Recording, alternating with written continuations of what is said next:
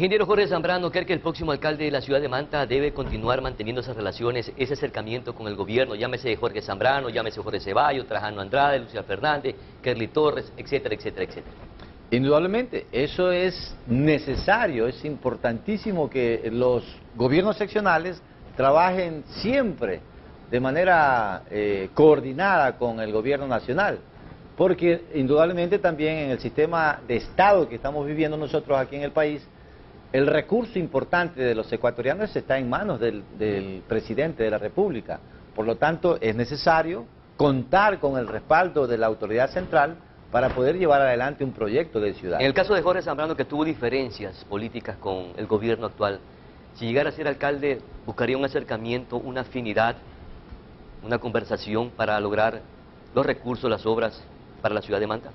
¿Pero por qué me dice que yo tuve diferencia política con el gobierno actual? Porque no la tuve, en realidad no la tuve. Si yo estuve a lo mejor en un andarivel distinto o en una vereda distinta, puede ser por razones de cualquier naturaleza. Ingeniero, la opinión pública hizo ver que Jorge Zambrano era contrario o tenía una posición distinta a la del gobierno. Puede ser eso que pasó en el escenario público de la ciudad de Manta, no lo estoy diciendo yo. Es importante aclarar esto. Uno puede tener criterios diferentes de cómo resolver un problema. Pero eso es diferente a pensar que haya una diferencia que aleja las posibilidades de trabajar mancomunadamente.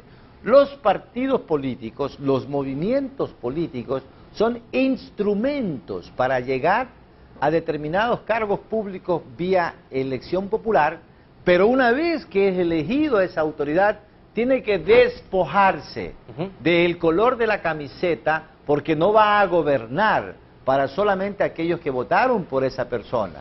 Tiene que gobernar para todos. El señor presidente de la República tiene una ideología muy clara y definida, pero él tiene que gobernar para todos los ecuatorianos. Ingeniero, de todas maneras es bueno que aclare, porque en su momento, cuando usted era alcalde de la ciudad de Manta, se decía que Jorge Zambrano se oponía al puerto de transferencia de carga internacional y que también se oponía a la refinería. Pero eso no tiene nada que ver, perdóneme Pedro, nuevamente, pero eso no tiene nada que ver con razones o cuestiones de carácter ideológicas o políticas. Me oponía es a la fórmula o la forma en que se concesionó el puerto, que está ahí claramente evidenciado que fue un fracaso. El tiempo le ha dado la Nosotros razón. fuimos parte, escúcheme Pedro, fuimos parte de un proceso inicial de concesión diferente.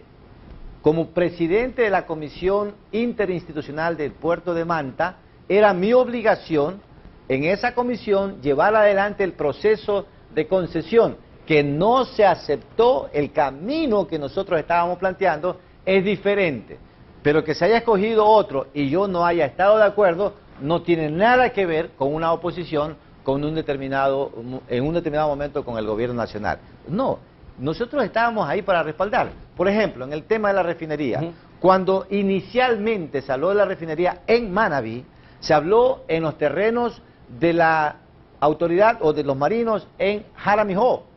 Y nosotros siempre estuvimos de acuerdo con la ubicación de la refinería en el sector. Cuando vino el cambio de posicionamiento de la refinería, porque los marinos no aceptaban por el tema de seguridad, por las armas que hay ahí, etcétera, las explicaciones que dieron desde el punto de vista técnico, se decidió poner la refinería del Pacífico en el Aromo. En esa época, un sector de la comunidad que estaba ligado al turismo levantó su voz de protesta porque decían que iban a afectarse los bosques húmedos y secos del Aromo. Como representante de la comunidad, yo tenía que hacer llegar esa voz de protesta de la comunidad o de reclamo de la comunidad para que el gobierno nacional, a través de sus voceros, aclarara a la ciudadanía que no iba a haber tal afectación. Pero por defender la posición de ciertos sectores de la comunidad también sufrió o fue objeto de un linchamiento mediático. Pero claro, porque el enemigo político siempre se va a aprovechar de cualquier cosa para decir, mira, se está oponiendo. Pero sin embargo, nosotros nunca nos opusimos de la primera piedra.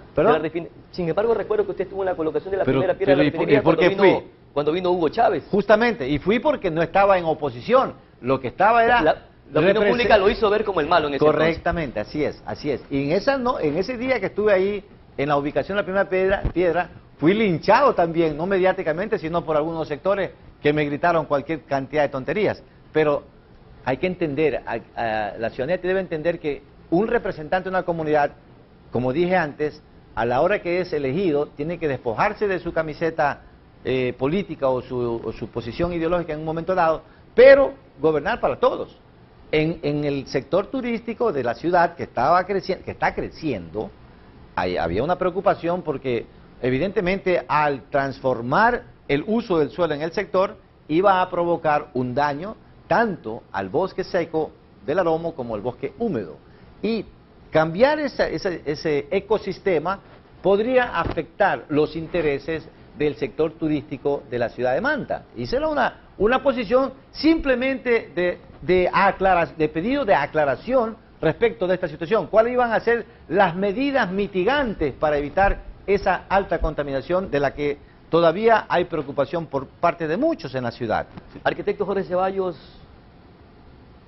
los representantes de los gobiernos seccionales no tienen otra alternativa en el país de tener un acercamiento con el gobierno nacional para conseguir obras y recursos, aunque no compartan sus ideologías.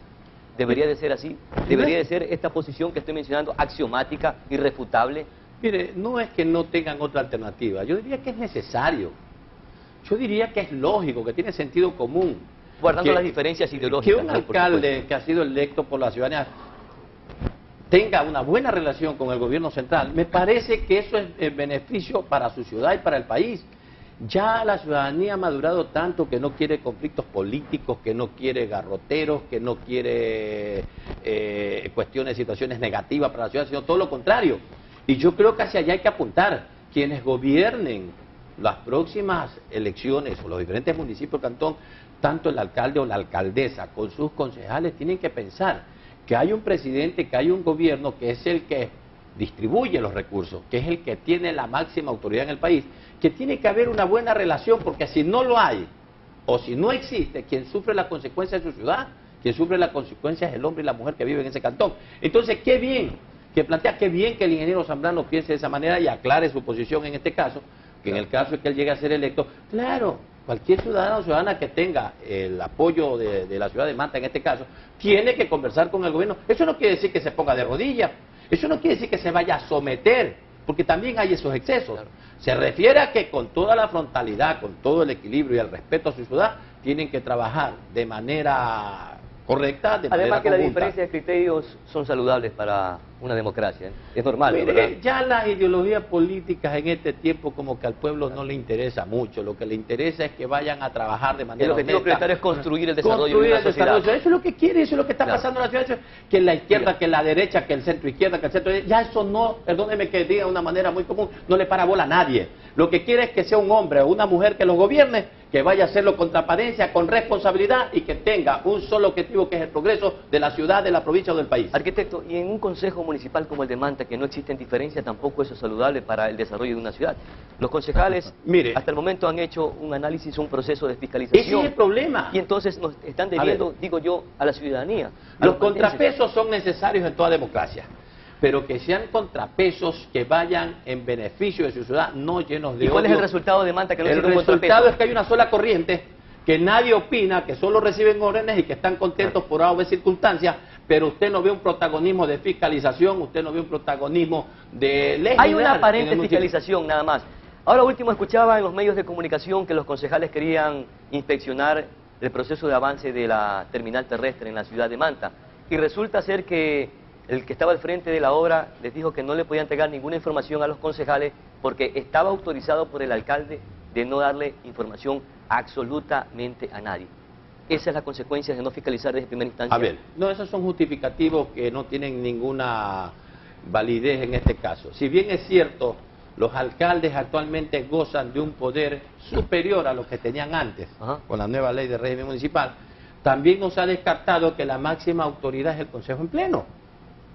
Entonces, cuando hay la voluntad de todos los concejales, sin poner cortapisas, sin buscar tumbes, sin buscar nada, sino poner las cosas claras, para eso están las sesiones del Consejo, pues, para exigir respeto a ese cuerpo colegiado que son los concejales, para exigir cuentas claras al propio alcalde, a las propias constructores, y usted verá, cuando hay un alcalde que respeta a su ciudad, que respete la ley, no tiene por qué oponerse ni andar dando instrucciones de que si viene fulano, sutano, no le den información. Y otro de los temas que sí preocupa sobremanera, y esto lo he consultado con varios dirigentes barriales, es que no cuentan o no tenemos un presupuesto oficial, un presupuesto económico oficial del municipio de Manta. La gente no lo tiene, la ciudadanía lo desconoce, no sabemos en qué capacidad estamos endeudados, cuál es el presupuesto real de la ciudad, porque se dice que son más de 70 millones de dólares, pero están ahí incluyendo recursos que vienen desde el gobierno vía préstamo, o son recursos que han sido de alguna manera entregados por el gobierno. Entonces, esa es una preocupación grande que hay en la ciudad en estos momentos, arquitecto. Es una preocupación. ¿Y dónde está el Consejo? Que no es una preocupación reclama, y que si... Es más, solamente para que los televidentes escuchen, ni el presidente de la Comisión de Presupuesto tiene el presupuesto oficial de Manta del 2013-2014.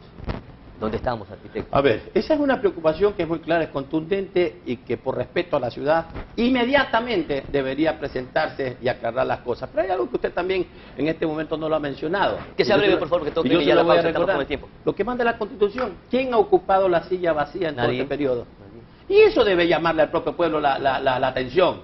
Es un mandato que tienen que cumplirlo, no buscarle problemas ni inconvenientes, pero haciendo honor a su nombre, silla vacía, la han mantenido vacía y el pueblo no se puede expresar. Una silla vacía eterna. Vamos a nuestra última pausa publicitaria para escuchar las conclusiones sucintas de nuestros invitados en este programa. Ya regresamos.